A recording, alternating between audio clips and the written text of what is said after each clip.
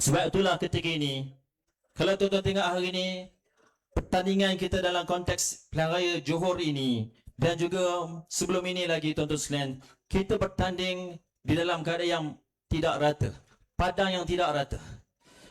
Ketika mana kita berhimpun dalam Dewan pada malam ini, dalam masa sama ketika ini, Pakatan Harapan khususnya calon-calon mereka hari ini dengan bebas masuk kempen di kawasan-kawasan larangan. Mereka boleh kempen dengan dana kerajaan, mereka boleh kempen dengan projek-projek kerajaan, betul tuan-tuan sekalian? Mereka boleh turun ke jualan-jualan ramah, kononnya itu program parti mereka. Ini program kerajaan.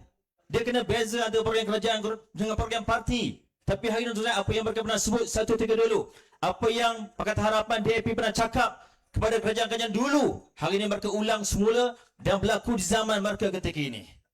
Selain hari ini calon-calon kita bertanding di padang tidak rata. Kita bertanding dengan kekuatan kita sendiri. Kita bertanding dengan kemampuan kita sendiri, selain kita bekerja dengan jentera kita sendiri. Dan pihak mereka hari ini sedang menggunakan jentera kerajaan untuk masuk dalam pelarian negeri Johor ketika ini. Tuan-tuan boleh tengok dalam Facebook, tuan-tuan tengok dalam TikTok, tuan-tuan tengok kempen-kempen mereka dengan selambanya, dengan orang kata rasa tak bersalah, dengan muka tak malunya, menggunakan jentera kerajaan untuk berkempen. Adakah ini adil untuk kita? Tuan-tuan, ini sedang berlaku dalam pelarian Johor ketika ini. Dalam keadaan begitu, maka buatlah macam mana pun sekali. Hadirin hari ini apa yang tuan-tuan sedang tengok, apa yang berlaku ketika ini ialah kerajaan yang ada ketika ini tidak lagi stabil. Kerajaan Madani yang berpusat di Putrajaya ketika ini tidak lagi stabil. Saya boleh gambarkan kerajaan hari ini hanya mampu bertahan saja. Mereka hanya mampu untuk bertahan seketika. Mereka tidak lagi mengurus kerajaan ini.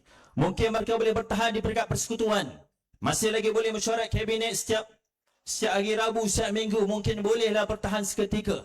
Tapi tuan-tuan, ia tidak lama. Bermula di Johor, insya-Allah mereka akan dikalahkan, insya-Allah tuan-tuan.